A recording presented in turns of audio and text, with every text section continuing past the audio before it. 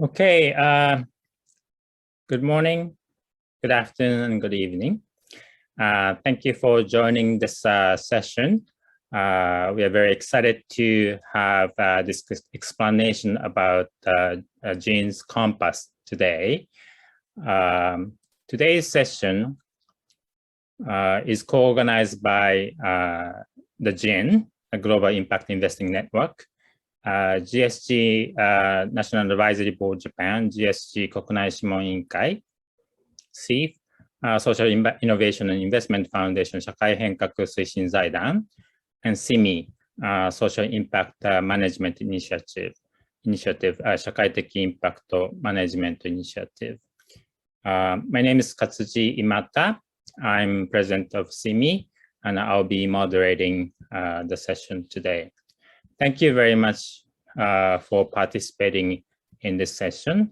As announced, this session is going to be conducted in English only, and no Japanese translation is provided. So allow me to proceed. So I can see both Rachel. Rachel, good evening. How are you today? Hi, hello. I'm doing well. Thank you so much, Katsuji-san. And I also see Fumi. Good morning, Fumi. How are you today? Good, thank you. Thank you for this opportunity. So today we are going to talk about the Compass, which is a new methodology that Giin launched in May of this year. I think the background is that demand for impact investing is really growing globally and in Japan as well. And yet there is a lack of tools, resources, information, and which impact investors really need to have. So how are we going to fill the gap? The Giin, as Rachel is going to talk about, as a leading ecosystem builder for impact investing, is really has been working on the question of how are we going to measure the impact, the issue of impact of performance, which really is needed these days to really support impact investors to make informed decisions about who to invest and how to really manage the investment process, which nowadays we call it IMM, Impact Measurement and Management. And so, so that's the topic for today. Today we are going to talk largely about the guide for investors. But Rachel, I think, might allude to the fact that the Giin, at the same time, has issued a guidance document for data analytics service providers. There might, I think, according to the participant list, I think there are some who might fit into the category, who are like a technical advisors, supporters and consultants who support investors and investees. So today, using the next 85 minutes, we're going to end at 10:30 Tokyo time.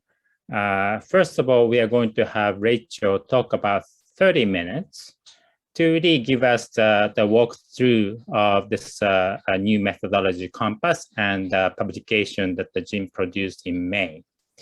Followed by that, Fumi and Rachel are going to have some discussion about some key aspects of this methodology. And the last 20 minutes or so will be saved for Q&A. So we would like to urge all the participants today to really ask questions. And you can do so by using the Q&A function. As the announcement that the first slide in Japanese indicated, please use the Q&A when you have questions for Rachel, for Fumi, or for whatever the topic that we are talking about. And if you have some administrative inquiries, please use the chat function. So with that, I think we're ready. So now I would like to turn to Rachel Bass, who is with the Giin and the lead author of this publication and the Compass methodology. So over to you, Rachel. Great. Thank you so much. And thank you again for having me, and to everyone on the line for taking some time out of your morning for this conversation. I'll share my screen and carry us through a few slides. So I'm delighted to be able to share Compass with all of you. This is a methodology for comparing and assessing impact, which has been under development in some ways since the Giin's inception in 2009. Over the past decade plus, we've been working to champion the industry of impact investing and to grow this market, not only in terms of scale, but also importantly in terms of impact. We're based in New York City, but we work with a global audience. We have a membership including over 350 organizations representing over 50 countries around the world. We also work in depth on impact measurement and management, as Katsuji has mentioned, including by managing IRIS Plus, which is a system for measuring, managing, and critically optimizing impact performance. And we also produce extensive research and insights on market trends and activities, as well as performance. I sit on the Giin's research team, so I'll be primarily coming from that perspective, but really happy to share more with you about all of our work. Today we'll cover some of the foundational concepts that sit beneath Compass and help make it a reality. And then we'll walk briefly through the 4 simple steps of the methodology and speak a little bit about what this sets us as a market up to do next. In essence, the inspiration for Compass comes from our vision for the future, which is a world in which social and environmental factors are routinely integrated into investment decisions, where it's normal to do so. It's not to say that all investments become impact investments, but that all investors do recognize that their choices have social and environmental consequences, and increasingly take those consequences into account. Of course, this can be challenging for a number of different reasons, and so we're excited to work together with you and so many others in the market to help advance the practice of integrating impact.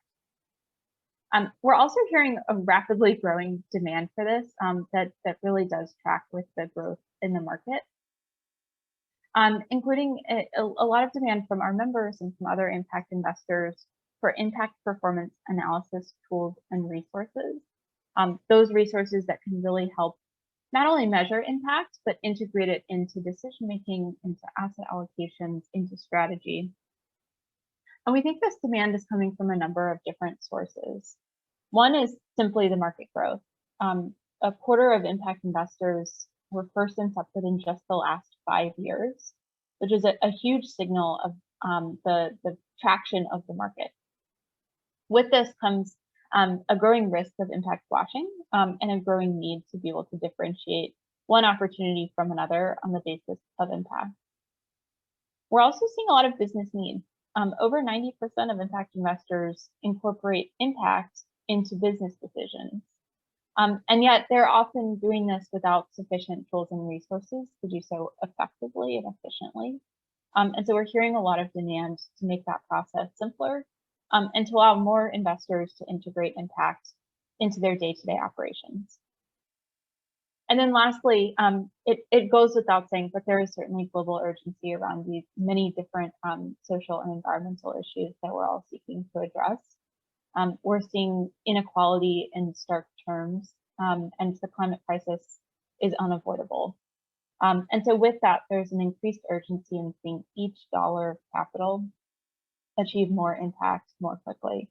And so we're working to produce the infrastructure that can help make that a reality. part of what all of this comes down to is the idea of integrating impact into decision making.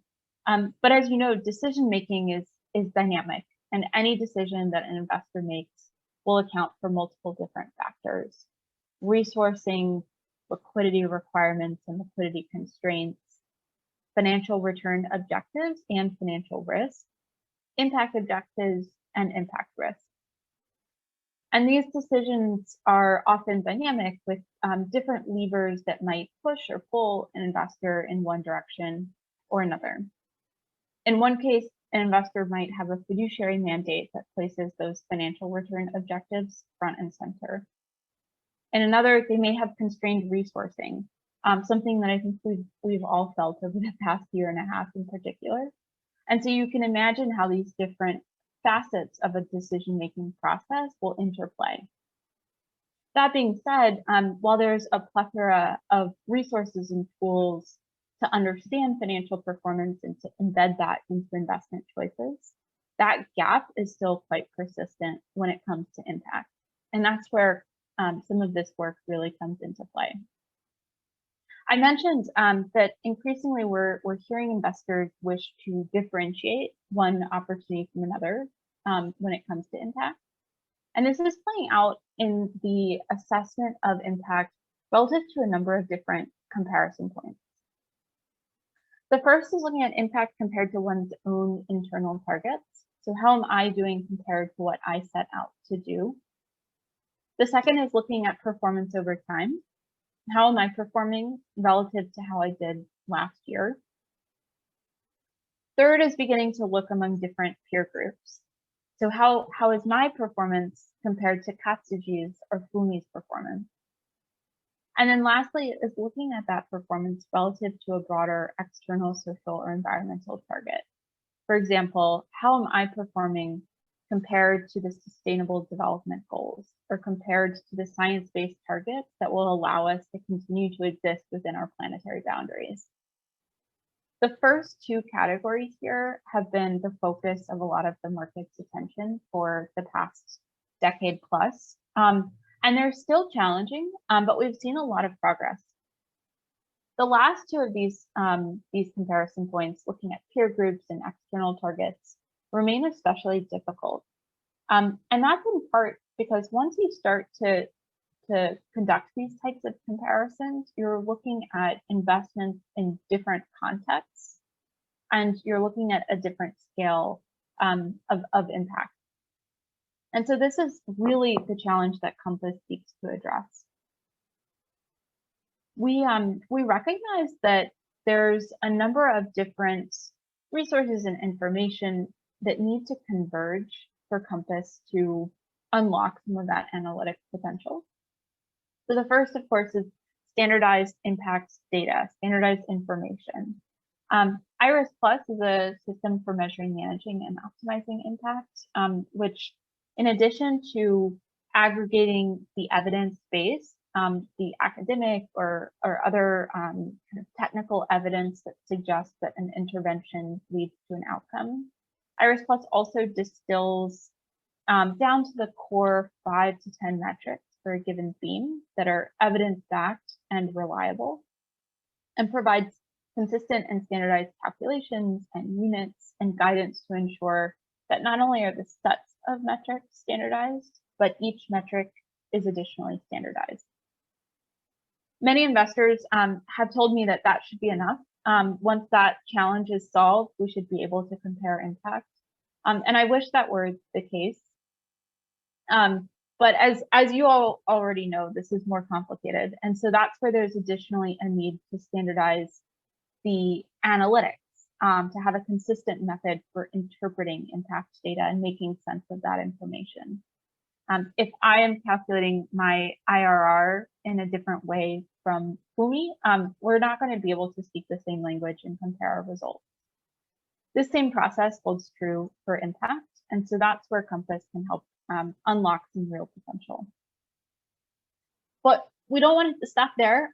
We then would like to use that information to incorporate those insights into choices around strategy and portfolio construction, to inform how investors manage their portfolios and support their investees, to shape exit timing and exit decisions, and a number of other key choices along the way.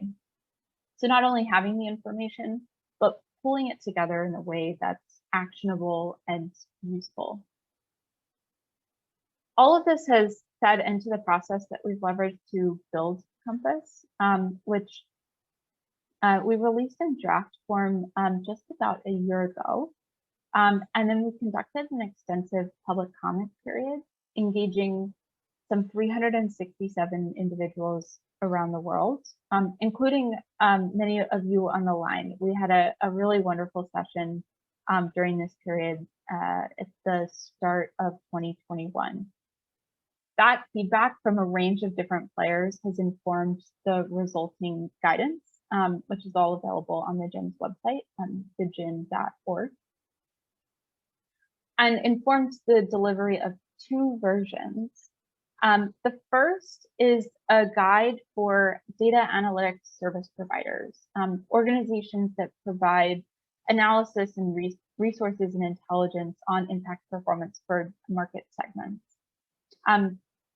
And this is to inform both the current product suite that's out there, current ratings and benchmarking resources, but also to help inform and to inspire the next level of analysis that can come out. We often hear concern of industry fragmentation, and we're hopeful that a consistent analytic methodology can help address some of that fragmentation and instead drive us towards industry cohesion. We're actively working with some folks to integrate this into existing product offerings, and always happy to chat more if any of you are interested in speaking more in depth about this. The second version that we have is specifically designed for investors, and that's to ensure that this work can be also useful in-house, conducting your own analysis of your own portfolios, and really strengthening the utility of those resulting insights, the comparability of impact reports, and the uptake of the different resources that may come out of service providers in that first category. And so with that, there's one last big concept I want to share, and then we'll start to walk through the methodology itself. One really foundational component to all of this is the idea that investors' choices matter. And I share this because we've spent a lot of time debating and discussing the concept of investor contribution, which is really foundational to all of this work. Investee contribution is also critical, which is the concept that an investee has a fundamental role to play in driving towards a certain outcome.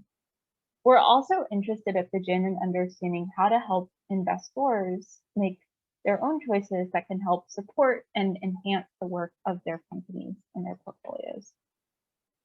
And so just to briefly illustrate how the process works, as you all know, an investor will provide capital with certain terms at a certain point in time, maybe some forms of non-financial support into an investee.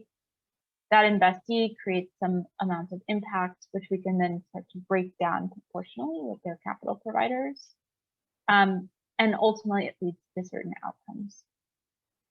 Where investor contribution really comes into play is this feedback loop between the inputs to the investee and the ultimate outcomes that result from their work.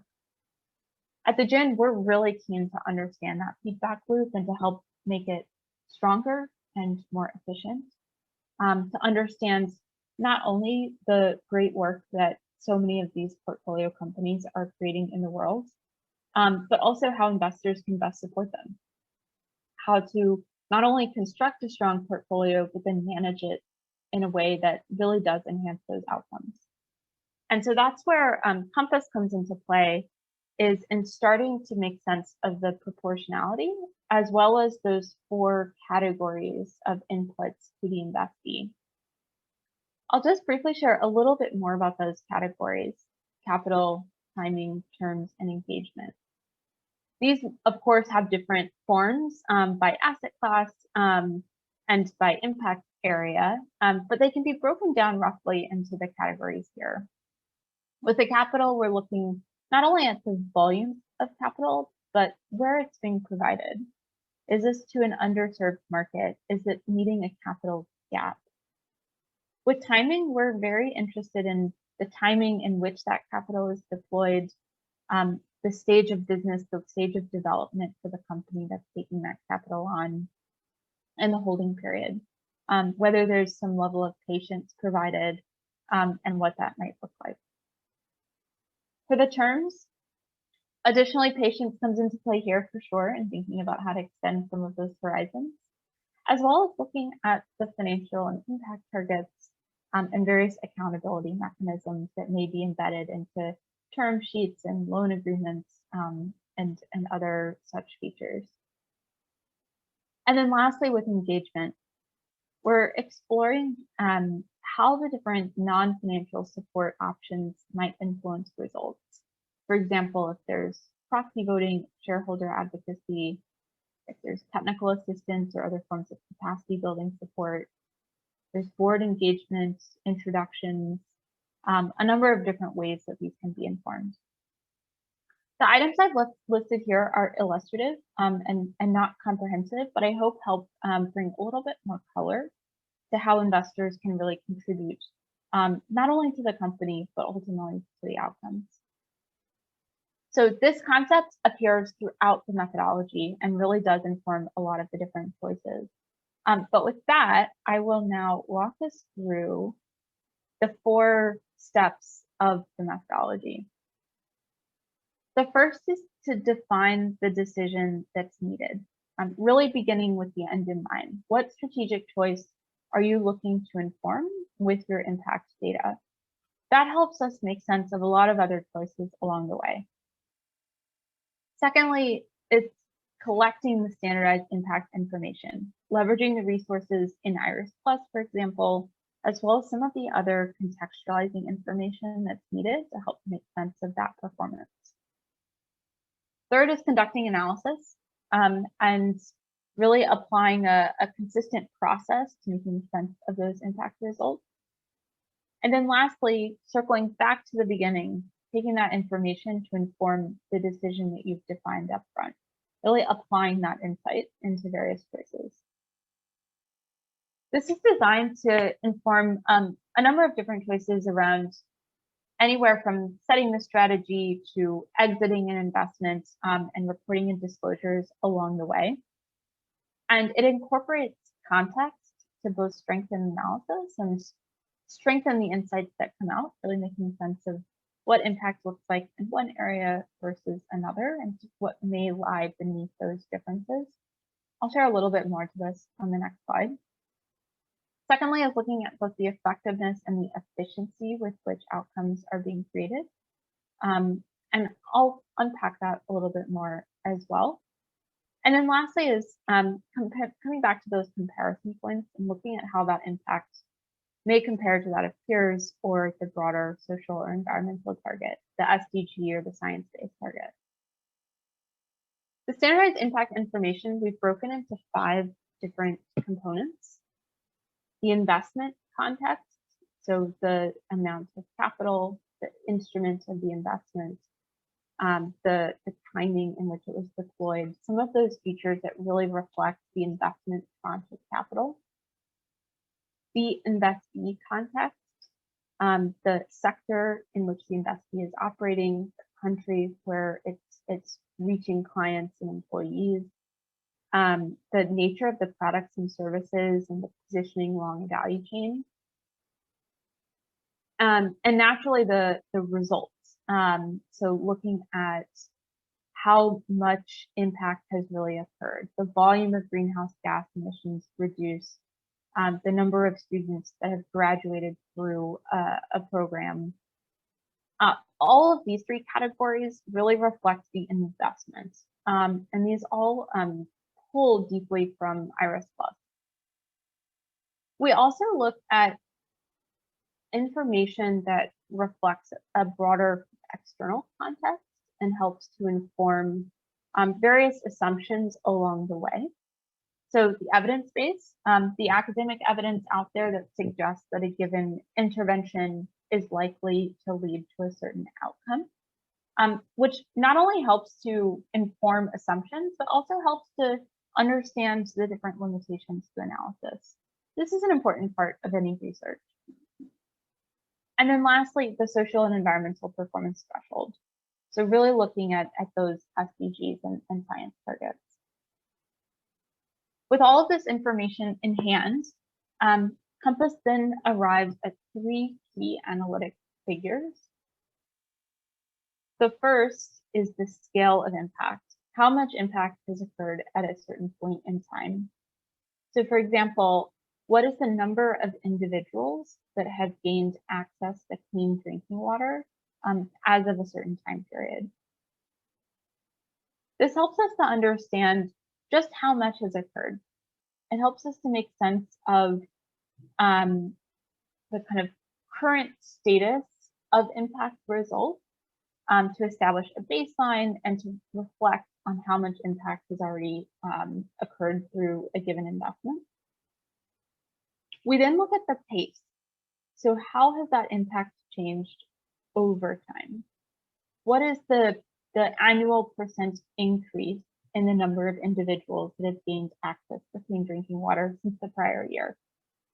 This is really the heart of impact.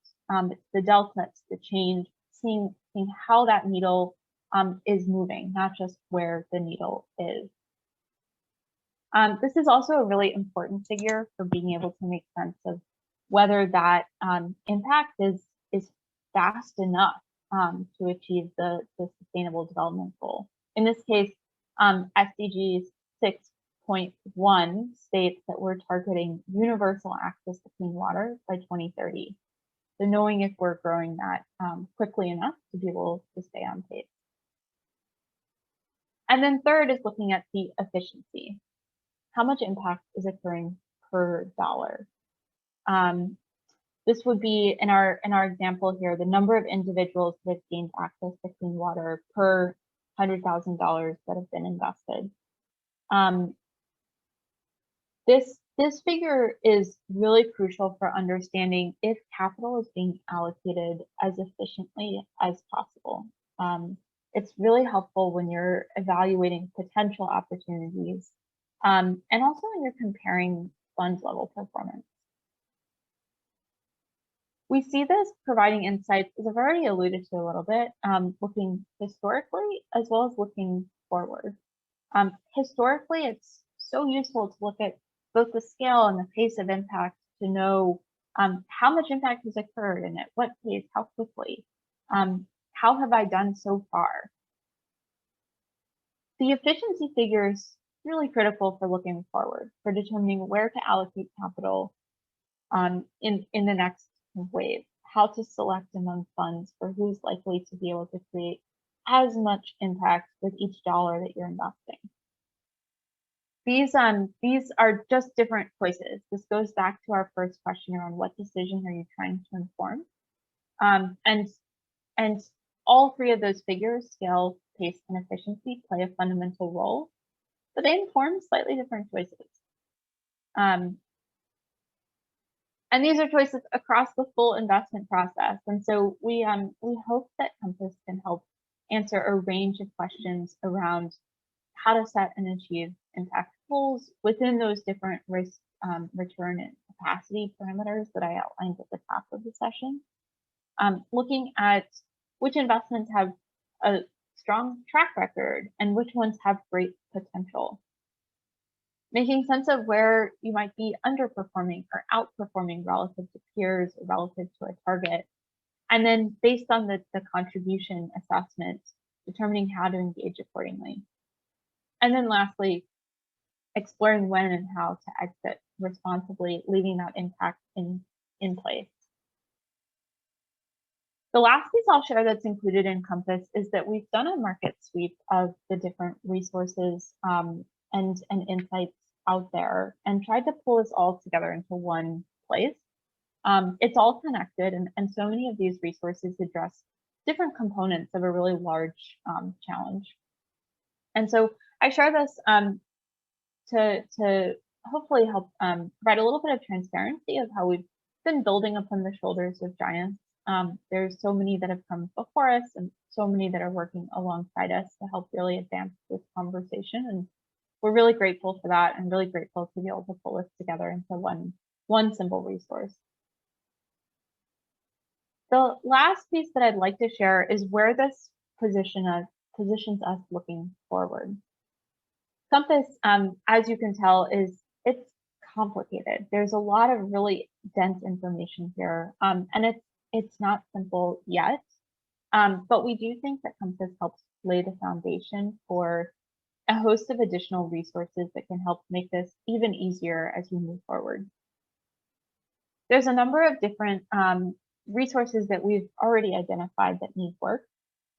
Some of these the Giin will be working on, but for all of them, we invite you to join us. Some of these are not the right place for the Giin to play, but we're encouraging our peers and our friends in the market to help take on the mantle. First, there's a need to build impact performance benchmarks. This is the idea of really bringing Compass to life, having a resource, a go-to set of information and benchmarking to help assess impact. We also need more research and insight on the drivers of impact performance, really understanding how different choices or activities enhance those outcomes, unpacking that concept of contribution a little further.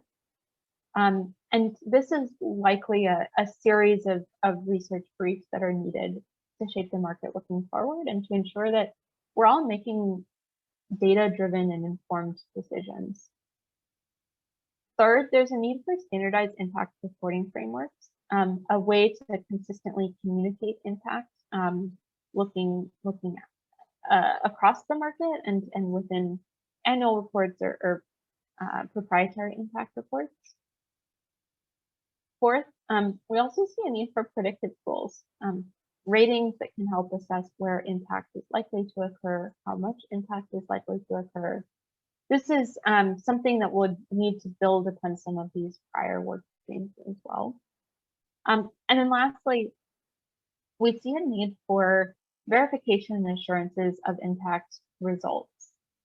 In recent years, there's been a tremendous leap forward in the verification of impact processes, impact management practices, and that's a huge step forward. But we also need to see that come into play with auditing and verifying of the performance itself, which is an area that's still in early stages of development. For each of these, having that consistent analytic frame can help make the process a lot more straightforward and build from there. And so that's one other reason that we have a version of Compass, both for investors and for service providers, to help strengthen the ecosystem and the infrastructure on all of these fronts looking forward.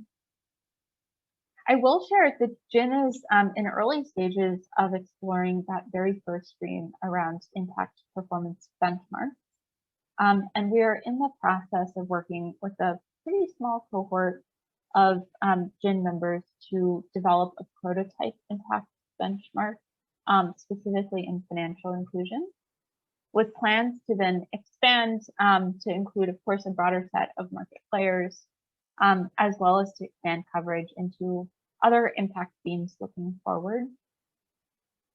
This is meant to be a really interactive and dynamic resource, a way to understand the aggregate performance, but also to look at the performance among different subsets of the market, different peer sets, looking at who is similar to you, who is appropriate for comparison. It's currently in its kind of early development stage, but I'm of course happy to talk more to this if it's useful. And would definitely encourage folks to stay in touch on this front. It should be available in 2022. And so with that, the last thing I'll share is just an invitation. Thank you all so much for joining us this evening. And I know we've still got some discussion ahead, but I would love to just invite you to stay in touch. The Giin is always happy to share our perspective and resources. I'm always happy to talk about impact. And we have lots of opportunities for engagement that are quite active, including those listed here around racial equity, sustainable agriculture, clean energy, biodiversity, and a number of other themes that are in the pipeline. And so with that, I will pause the screen share and hand over to SIMI. Thank you very much, Rachel, for your very thorough explanation about the Compass methodology. I think we were able to gain a lot of understanding for this. And then I think in the next 45 or so minutes, I would like to explore, dig deeper into what you just described. For that to happen, I think we do need cooperation from you, people in the audience. Again, we would like to urge you to provide your questions or comments in the Q&A box.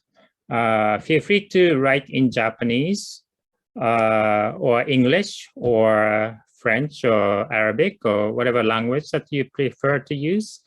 And then I think Rachel is going to respond. Some questions we might have to respond on the Japan side as well. So please feel free to ask questions for the Japanese participant, and I mean the Japanese speakers as well.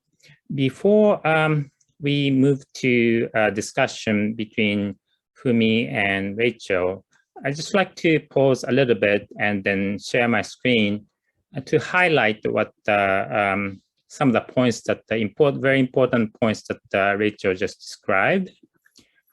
I think you can see my screen now. Yeah.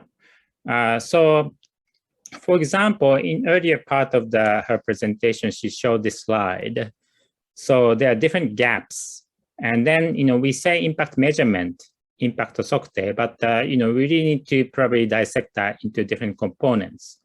And I think many people in the audience know about IRIS Plus, which was launched by the Giin about 2 years ago, I believe.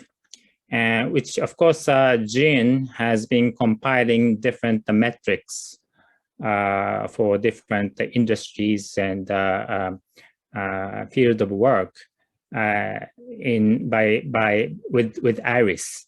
And IRIS, after accumulating data into version 5, they have this new system called IRIS Plus, which is very, very useful in understanding what data is, what indicator is appropriate, and how to collect data, where we can find the data. So that is one component of this work. But today, Rachel spoke about, we cannot stop there. We do need some tools and common understanding about how to interpret and compare and standardize data so that that can be used by impact investors, investees, and different stakeholders. So that's a very important message that we heard today. For those who are not familiar, this is the IRIS Plus page. So you do need to log in. You do need to create your own account. But when you select your impact category, your impact goal, and then the rest of the system give you a guidance as to what kind of indicators you can refer to and what data is available for each of those indicators. So if you haven't used IRIS Plus, we really encourage you to make use of that. Another point that struck me is this Compass methodology steps. I think, as I have mentioned in the beginning, in talking about the impact investing, globally, there is now a norm that we really need to incorporate impact measurement and management, or IMM. And that thinking is reflected in the methodology as well. So today, yes, we are talking about the measurement. We are focusing on the measurement. We are focusing on the quality of measurement. but at the same time, that needs to be situated in the larger context of IMM, of which measurement plays a key part in it. And then even the measurement piece can be dissected such as this. And then you really need to walk through this process to really do the measurement properly. So that really struck me. And another slide that Rachel posed was this one. In step 2, standardized impact information. So yes, we talk about standardization a lot. But when this slide reminds us that there's a lot of caveat that we need to keep in mind in standardization. It's not as straightforward as many people have warned us. So how do we understand the context, both the investment and investee context? How can we collect additional data from other sources? How can we compare the performance with the external threshold? These are key considerations when we talk about standardization, and Compass gives us a concrete methodology to think about that. This is my last point, so in step 3 in the analysis, so people say impact measurement, IMM, very complicated, very hard to understand, which I think is true. But I think here I see the Giin's effort in trying to really make it simple enough so that people can use it, understanding the complexity behind it. So if you read through the guide, you will see this too, but Rachel spoke about the 3 figures to generate the scale, pace, and efficiency. So this is really at the core of your analysis and the results. So those are the points that I thought that are very, very fundamental to Rachel's presentation. Again, if you have questions, please ask. I'm glad that there are a few questions coming up. And just to introduce, at SIMI, we have this site called Global Resource Center. In it, this Compass is featured. So if you click on the English, you can of course, go to the Giin's site to really look at the original investor guide. If you click on the Japanese, then you'll be led to like a slide presentation, which includes these things. So this is a 4-step of the Compass methodology, briefly or summarized, briefly explained in Japanese. And also this is the 3 figures that in the analysis that your analysis needs to come up with.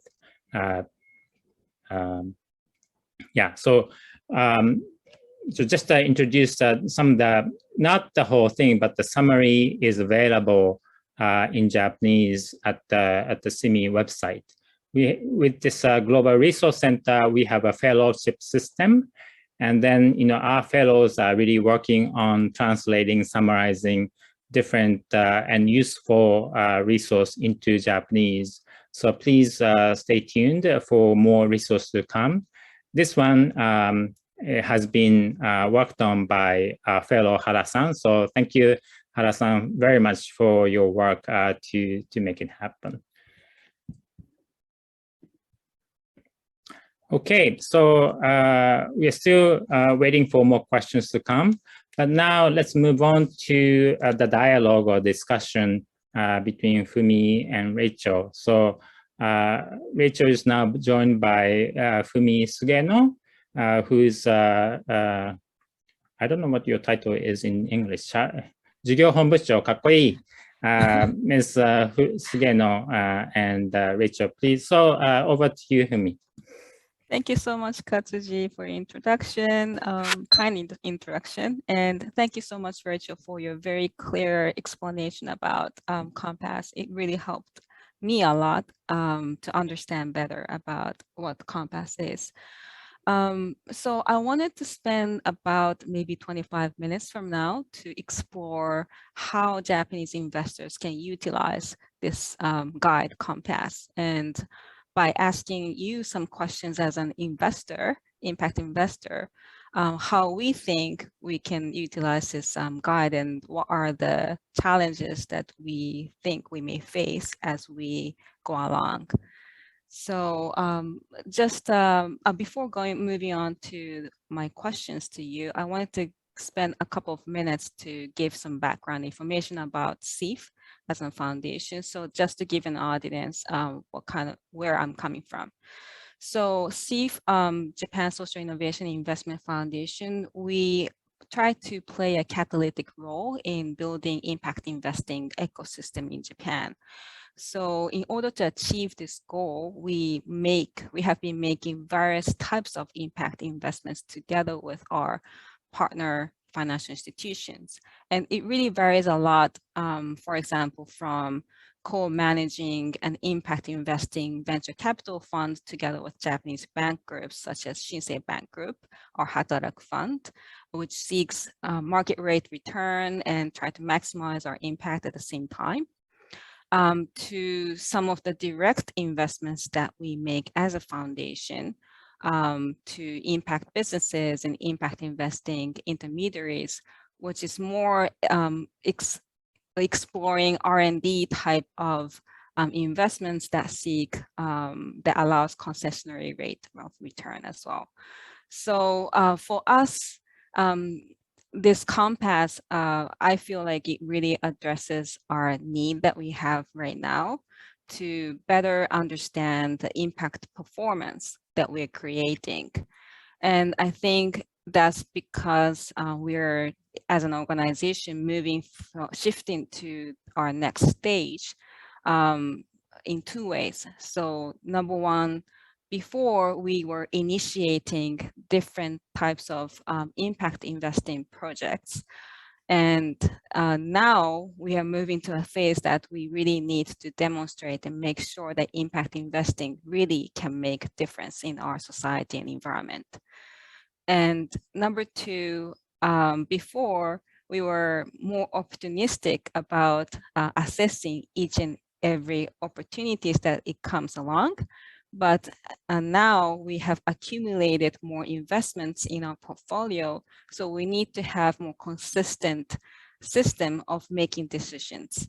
So I'm delighted that Giin it's exploring this, creating this new system to help investors to make better informed decisions. Let me move to asking you some questions. The first topic that I wanted to highlight was about investor contribution. Rachel, is it possible for you to share your presentation again? Maybe we can have the slide of investor contribution slide, maybe slide 10. Yeah, thank you. Yeah, so this investor contribution framework, I thought is going to be very useful for us to examine what kind of choices that we can make as an investor to better support our investees to create impact. So it really breaks down in what kind of inputs that investor can make.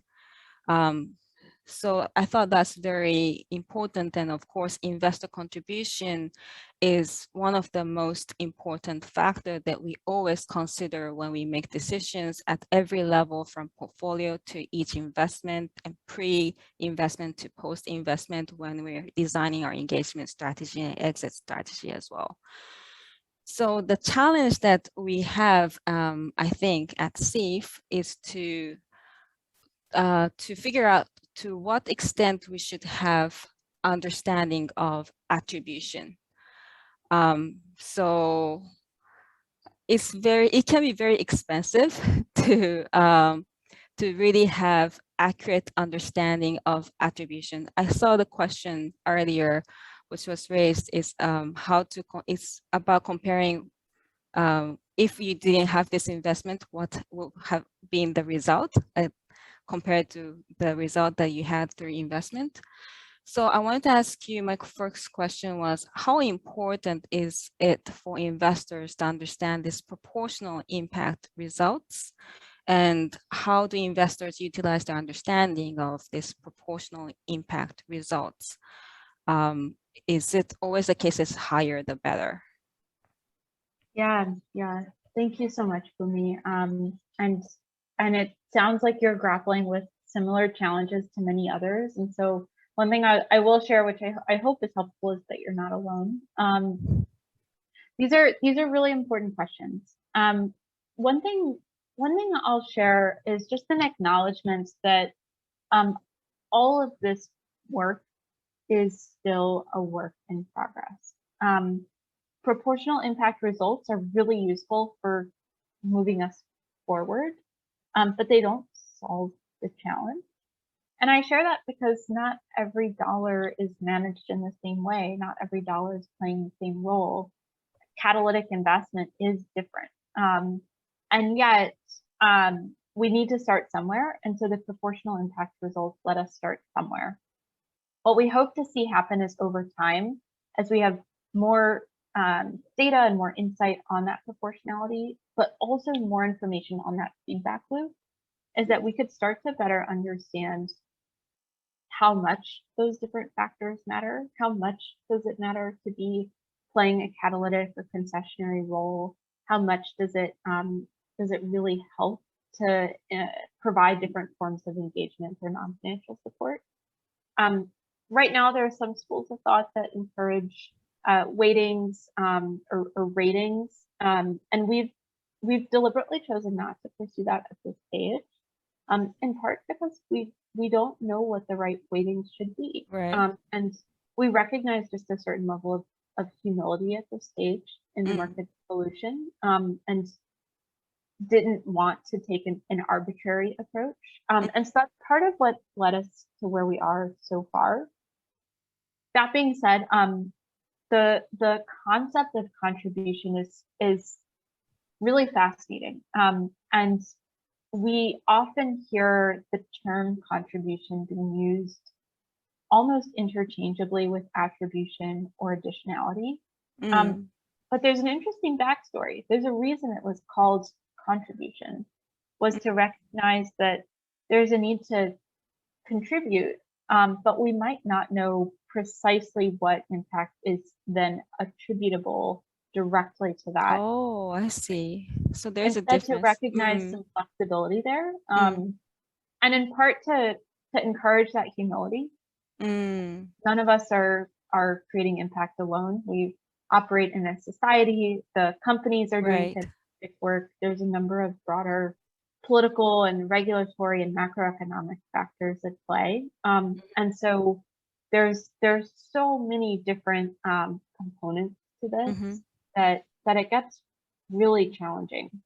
I'll share a personal story. I previously worked in social performance management for a microfinance company, and we did an extensive, very rigorous, very econometric analysis of the changes experienced by our clients. We visited 800 clients, went back to the same 800 5 years later. We had control variables, we had very complicated models. We had the benefit of a little bit of funding to make all of this happen. And we still couldn't determine attribution with confidence. We felt confident. The math held steady that we were not harming our clients, and that's important as a base case. But I share this because it's really hard.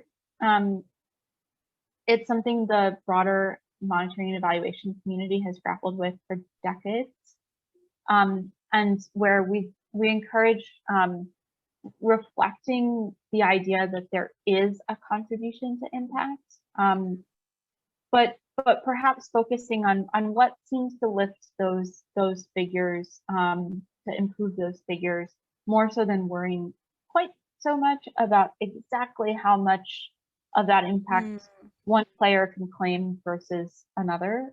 It's just really complicated. Your other question was around, is higher better? Right. When we're talking about all of this analysis, one thing that we really encourage in Compass is looking at the quantitative and the qualitative components together. So thinking a little bit less about distinctive metrics and more about key performance indicators that might marry those pieces together. So for example, instead of looking at only the number of clients, to look at whether those clients are receiving a quality product or service, and what those different quality features, the certification, the client protection, the improvement in utility, the decrease in spending, all of the different components that might be associated with that together. And if we can blend the quality and the quantity, then in essence, a higher figure is better. It's a matter of getting to that stage, and that's just one other area where there's still a lot of evolution and development in the market to arrive at those key performance indicators. We think benchmarking can really help advance that conversation. And so that's just one other kind of area of movement that can help inform all of this. Thank you, Rachel. That was really, really helpful. So my takeaway, I agree with you, is number one, I think it's not really about the proportional impact results per se, but it's more about the feedback group. So exactly, right, to understand about that feedback group. That's number one. And then I think number two was I thought the difference between the nuance difference between the contribution and attribution or additionality, that's really, really important thing to keep in mind, how complex equation works to create impact, and always be humble as an investor to be mindful about the complexity. Also, it's not about like one-to-one linear relationship. We're more moving towards making impact collectively as a system. And number three is about to try to capture the quantity part and quality part in our impact key performance indicators, I think. So it's all about having all this continuous exploration, I think. Yeah. And what a beautiful summary, Fomi. Thank you for that. If I may jump in a little bit on this question of contribution versus attribution, that's a topic of conversation long held in the evaluation expertise as well.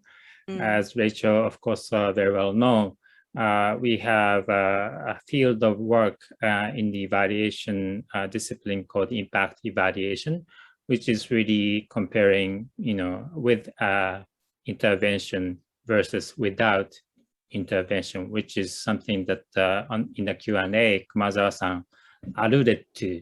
But, as Rachel said, it's not that straightforward. And of course, there are people who are really trying to distinguish between the two, attribution and contribution, trying to really establish the causal link between the intervention and the impact, which I think is going to, of course, go on. But the other related domain in the evaluation try to capture contribution loosely defined, more loosely than the very strict attribution theory, which is called contribution analysis. In the evaluation field, that especially like a policy work, like if the work is advocacy related, then it's very, very hard to attribute a change in the policy to a single set of interventions. So, which is more productive, trying to really, really establish the causal link between the intervention and the results, or, trying to understand how the intervention contributed the overall change. So that's I think a domain which is I think left for technical experts to argue over all night. But that's something that we can think of as a component of this analysis as well. So Kumazawa-san, hopefully that responded to your question as well. So if not, we can talk about it in the Q&A session as well. So back to you, Fumi. Thank you. Okay, thank you, Katsuji, for that input. Next, maybe I have one more question, time to ask you one more question. So the next topic that I wanted to cover was, I think, your second component, slide 14, collect standardized impact information. So I think we cannot end this webinar without talking about standardization, I guess. So of course, the challenge that we face is standardizing right now the metrics. So we want to both capture our investees' additionality, which, for instance, can be investees seeking unique outcomes that other players are not seeking yet, and comparability with their competitors and industry standards. So we're struggling with how to balance those two factors together. And I wanted to ask you how other investors are trying to balance those two. Yeah, great question. So one thing I'll share is in Compass, in the version online, we include more detailed tables that unpack each of the bullets here. And I mentioned that because when we talk about investee context, we're really talking about two major components. One is, what is the need that's being addressed and what is the severity of that need? And this is very closely related to what you're describing to me around whether this is something that's not being addressed otherwise. For example, if we frame this in the context of the IMP's Impact Management Project 5 dimensions, this is really looking at who is being affected and what that objective is. The second piece that we then look at when we talk about investee context is how is change occurring? What's the nature of the products and services, the value chain position, the operating model? How is that connect to the need and the severity of the need? And I share that because it's just one framing that helps us not only connect this to other resources, but to really address that question that you're describing. When it comes to the comparability piece, this is really tough. And I like to think of it as kind of zooming in and zooming out based on the decision you're trying to make. For some choices, you need to be really focused on the specifics. If you're trying to manage one company towards a higher outcome, you'll need to have a pretty narrow band of what you might compare to. It's most useful to look at how to improve fintech outcomes if you're comparing to other fintech providers in the same market, at the same level of maturity, pretty kind of close peer set. For other choices, you might be able to take a broader view and still get some really useful insight. When you're first thinking about how to construct a portfolio and how to allocate, looking at all of financial inclusion might help provide a sense of where those capital gaps are acute, which types of investee companies are most effectively or efficiently addressing those certain outcomes, certain needs, how the opportunity set out there might match or mismatch your own impact objectives. If you're, for example, really focused on improving gender equality through your portfolio, that might be a space where you want to take a broader view to help understand at the outset how to then narrow down. I share this because comparability, it's not a one size fits all. There's not a single answer for how to compare that works across all choices. That's why that first step around really determining what decision you need to make is so crucial. So that helps inform the peer set. It helps inform if you want to take a more retroactive, backward-looking approach, or if you'd like to focus more on the efficiency looking forward. And it helps kind of shape how you might define to whom that investment is even comparable, what that comparison point could look like. The last just kind of anecdotal example that I've found really helpful for my own way of thinking about some of this is if I'm trying to buy a house, the decision I would make at the outset of that kind of choice is different from later on.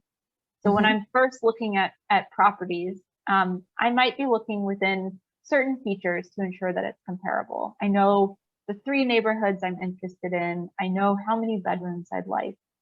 These are some basic parameters. And then from there, it's a matter of looking at the other different impact figures. What is the square footage? What is the price point? What is the kind of estimated property tax? This is just one example. After I've bought my house and I'm trying to reflect on whether that's been a good investment, I'll look at something a little bit different. Instead of looking at square footage, which hasn't changed, I might instead look at how much I'm spending on renovations and repairs from year to year. I might compare that to other houses in my same neighborhood. This is across the city. I just share this because it's just a kind of personal real world example, but you can imagine the same kind of shifts in which information is most critical at what point in time, and what that kind of boundary can best be defined as, how that varies depending on what you're trying to do. I see. So that relates, I think, goes back to your, I think, the first component about first define which decisions that you want to make, which level decisions. And then depending on the decisions level, like, are you looking into constructing the whole portfolio? Are you looking into making new individual investment? Are you looking into how you can enhance the impact of your existing investments? The comparability factor varies. I see. Yeah, I was not quite sure at the beginning how that decision making will affect the second and third step. So that's very helpful. Thank you. Great. Katsuji, I think we should move on to. Well, I think let's cover some of the questions first, and if we have time, which I don't think we will, but you might be able to come back to your third question for me. So some of the questions that I think Rachel, you also see on the Q&A. I'd like to cover some of them, maybe not all of them. But first of all, the first one, Kumazawa-san, there might be some misunderstanding on his part. I think, Rachel, maybe you could clarify how the Compass methodology incorporates or uses IMP's 5 dimensions. Yes, please. Sure. Happy to.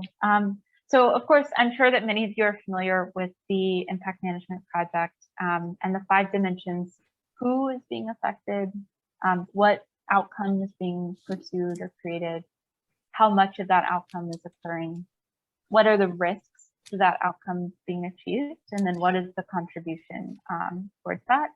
These are foundational. These are incredibly important and really useful at helping distill down different angles of impact, different angles of consideration. And we pull these into Compass in a few different ways. The first is that they appear in different facets of that standardized impact information. When we talk about investee context, we're certainly talking about who and what. When we talk about the impact results, we're really talking about how much and how much for different demographics, how much impact in different outcome areas. When we talk about contribution, there's a really natural connection there. And then the tricky one is risk. And that's because risk is the chance that impact might not occur. And so one way that we really look at this is in looking at that pace, what's the change over time, and volatility. How much is impact changing from year to year? And is that tracking with your targets or your goals? This really comes into play just as in financial performance. Financial risk is the risk you might not achieve your financial objectives. Impact risk is the risk you might not achieve your impact objectives. So that's where those comparison points are incredibly useful and help to pull in the risk component. Okay. We've also worked closely with the IMP, and they've provided some helpful input and feedback throughout Compass. And so I just share that because it's very much a collaboration across the market. Right. Thank you. Thank you. Yeah. So like you said, IMP's 5 dimensions, they work as a foundation to many other tools and resources. And of course, the Giin incorporates them in your work as well. Thank you. And they're also fully aligned in the IRIS Plus system. Right. That's true too. Okay. I'd like to answer some of other people's questions. So Hashimoto-san from Keidanren, Japan Business Federation asked a question in Japanese. So let me read it in English. So I think his concern is that there are a lot of demands on the companies to really disclose information. And these days, sustainability information, and there are tools and resources available to guide how to really disclose your sustainability information. How do you as the Giin, how are you working on the disclosure of impact information in that kind of mix? Yeah, great question. And such an interesting area of the market's development that's changing from day to day. So one way that we're kind of tuned into this is really looking at how to integrate, as a starting point, some of the EU taxonomy and EU disclosure requirements into IRIS Plus and into our benchmarking efforts to ensure that alignment. You can imagine how that can continue to extend as disclosure requirements evolve across markets. The other piece, though, is we're mindful that there's a real reporting burden when it comes to impact. And so one thing that we've worked pretty extensively with investors, but also companies on, is understanding how to ensure that that impact information creates tangible value back to the company. How can we ensure that the key performance indicators that we're exploring and tracking are useful for shaping day-to-day operations and business choices as well? And you can imagine a number of different ways that this might play out. Really understanding your customer is core to business operations, can help shape the product development, pricing strategies, marketing approaches, strengthening reputation, both for the company and the investor, which has, of course, a lot of different forms of benefit financially and in terms of impact, and other different ways that we can start to explore that business value. And so there's kind of 2 prongs. One is trying to manage that reporting burden, but the other is trying to stay aligned to emerging and evolving disclosure requirements that we're not doubling down on those types of efforts. Okay. Right. I think that the alignment that you just described, I think, is an important component, especially for someone like Hashimoto-san or Japanese businesses who are trying to really work with many, frameworks that are trying to really guide you on how to report. So thank you for that. I'd like to move on to Muto-san's question. In the real world of impact management, troubleshooting/risk mitigation are very important. Is there an attempt to systematically assess risk in terms of impact realization and guide how to mitigate it? I think you touched on a little bit, but maybe this is a good question about the risk assessment. Sure. Yeah. So I'll share 2 things. One is within the context of the IMP framework, there's 9 different categories of impact risk that are described. And And these look at the risk of creating negative impact, the risk of creating impact, but for a different audience than the one you're trying to impact. The risk that there's an interruption to the kind of business operations that just, if for example, a global pandemic halted your value chains, and how that might get in the way of the impact you're trying to create. And so I share that because if you haven't had the chance to look at it, it might be a useful resource. The other piece then is trying to understand the actual prevalence of impact risk and connecting that to some of those causes in real world terms. There's a couple of ways that we've been working on this. One is that Giin has conducted impact performance studies in 4 areas: agriculture, financial inclusion, clean energy, and housing. And in each, we've explored the instance of impact risk events and tried to unpack what those look like and how they come to be.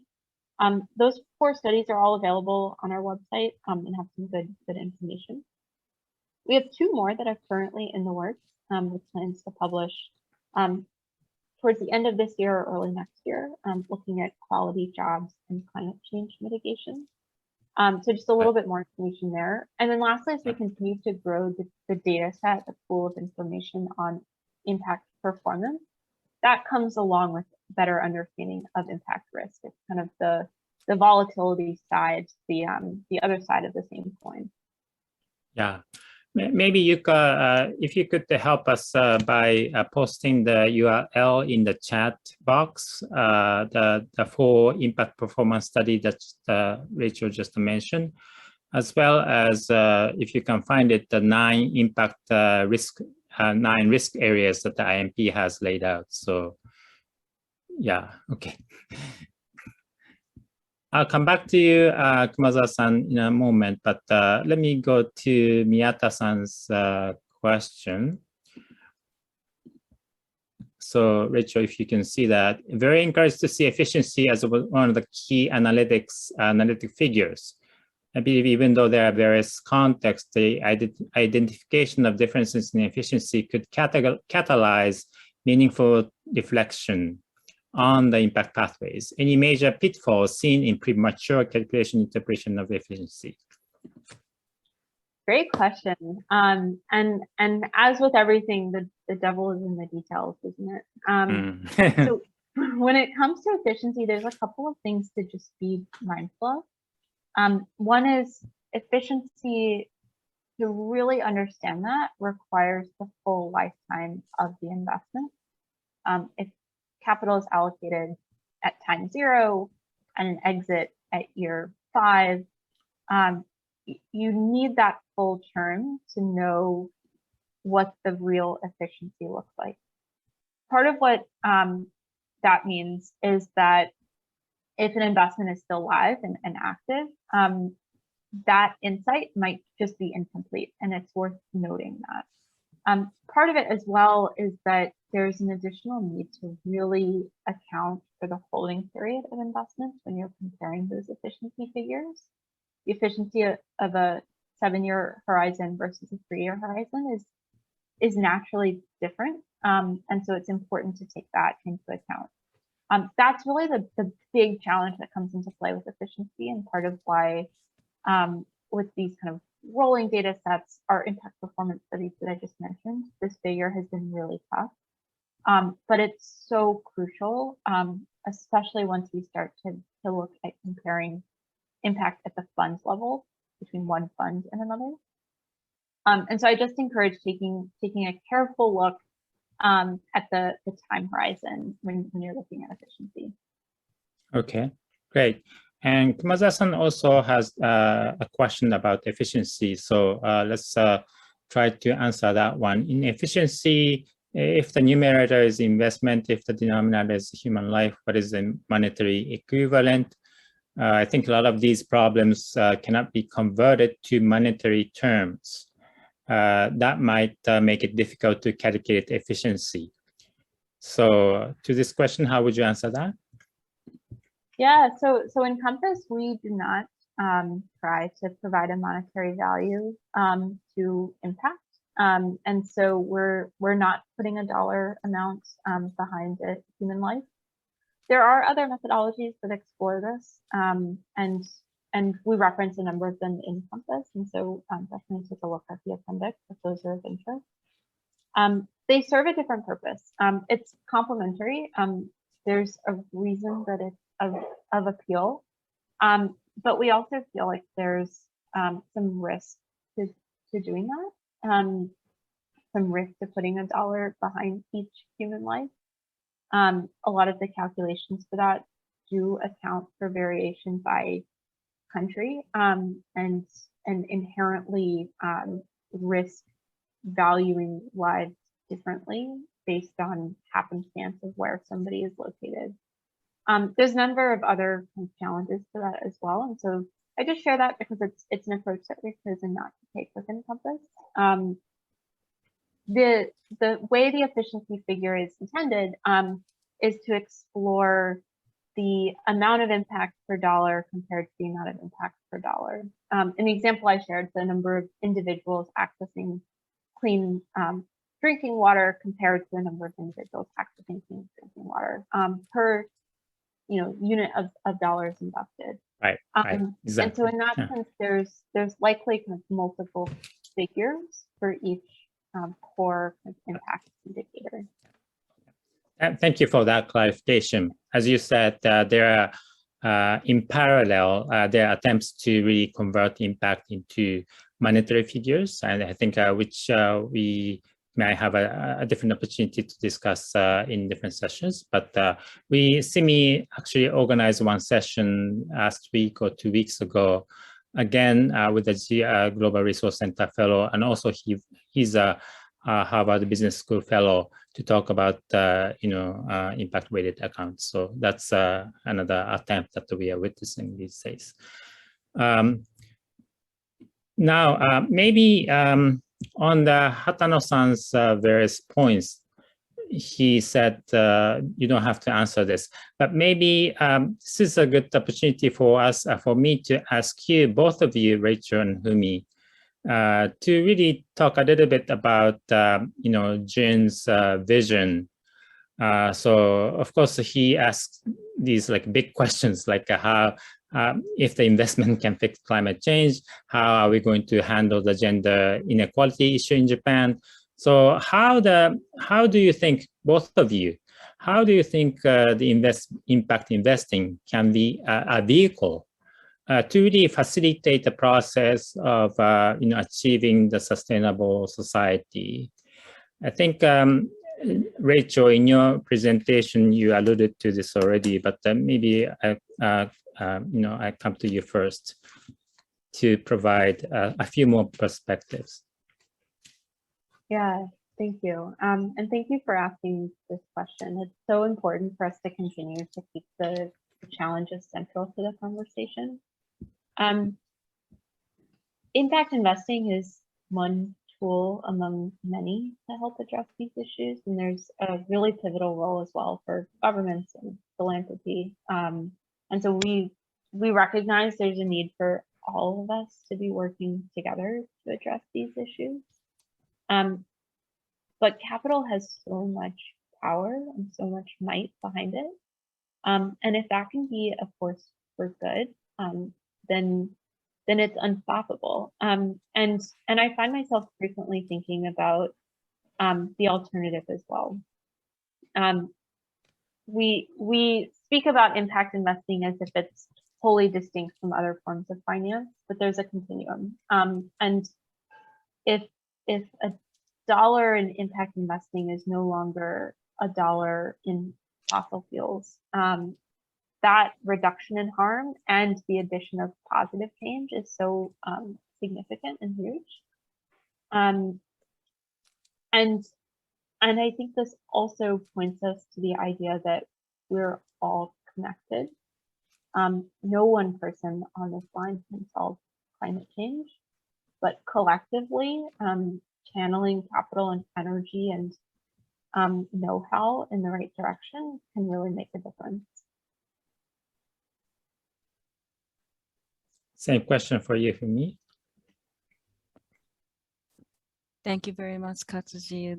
It's a difficult and yet a very core question that we need to address every day.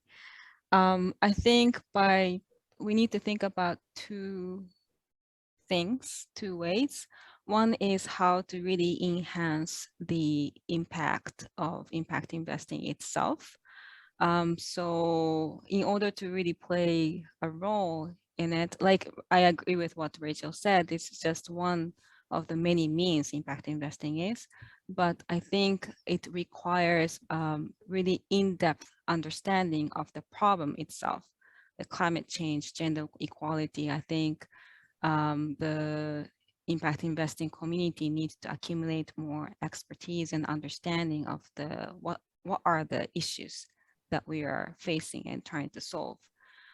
But I think in order to do this, we need to work together with many different stakeholders who already have those expertise. So it's really about collective action. And then the second way, I think, is impact investing might be, I hope that it can be like play a catalytic role in changing our system as a whole. I use a big word, but economy, how the economy is. So through finance, we are having a dialogue with companies. Through finance, we might have in dialogue with individual investors. You know, I think finance can be like also the entry point of affecting how people rethink about the way our society works and the way that we can have better way of system to secure our society environment. Thank you. Thank you. I think we are running out of time, so sorry, Kumazawa-san, this is a complicated question too, so we may not be able to answer unless Rachel can say a response in one word. But if not, I think we are going to conclude some last remarks from Rachel and Fumi. Thank you very much for this session. This is a very, very informative and insightful session. And you know, I learned a lot, and I think I believe that we all learned a lot from the session. So thank you, Rachel. Some last words. Well, first, just really thank you to you, Katsuji, and to everyone on the line for hosting this, for organizing, and for taking the time out of your day to join the conversation. But even more importantly, for spending your time every day moving the needle, moving capital in the right direction. I'm so humbled by the questions that you've been asking. And inspired by the thoughtfulness and the really critical view of what's happening, and just encourage you to keep doing that. And to stay in touch and stay involved. As Fumi mentioned, it requires collective action, and we're so much stronger when we're all working together on these really big challenges. And so I hope to stay in touch.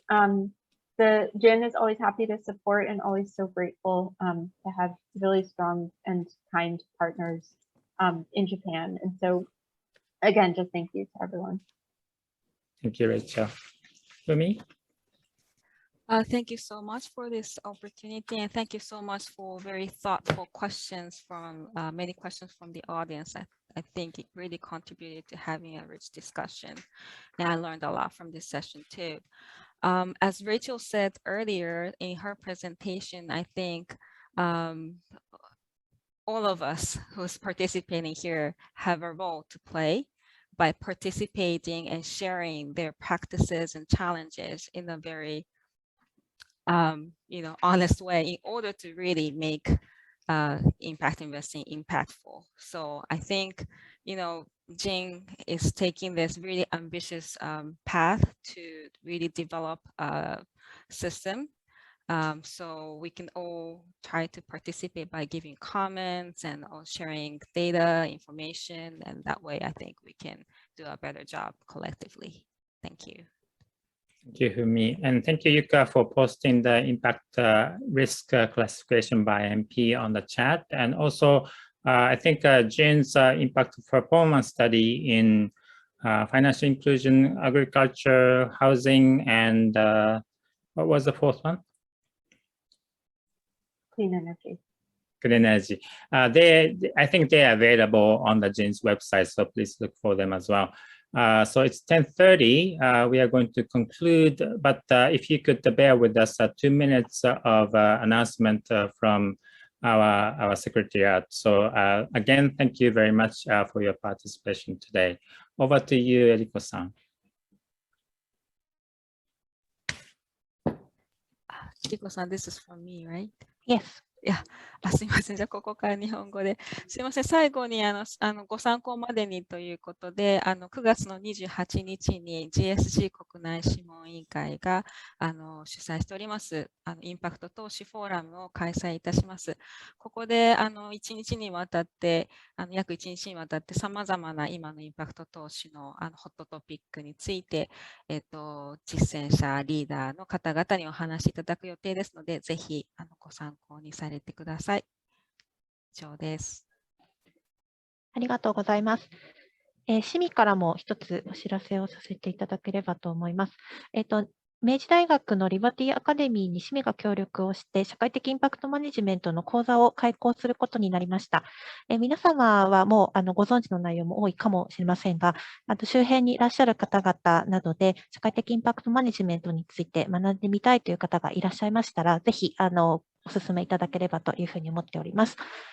もう一つですが、主催団体の一つであるSIMIにはメンバーシップ制度というものがございまして、こうしたイベントですとか、様々な情報を有償無償のメンバーの皆様にご提供しております。こちらまたメールで詳細ご案内させていただきますので、もしご関心ありましたら、事務局までお問い合わせいただければというふうに思います。はい、以上になります。Okay, that's it. Thank you everybody for your participation. Thank you, Rachel, again. Enjoy your holiday. I hope it's not too late. And thank you for me. Thank you everyone for participating. Bye-bye. ありがとうございました。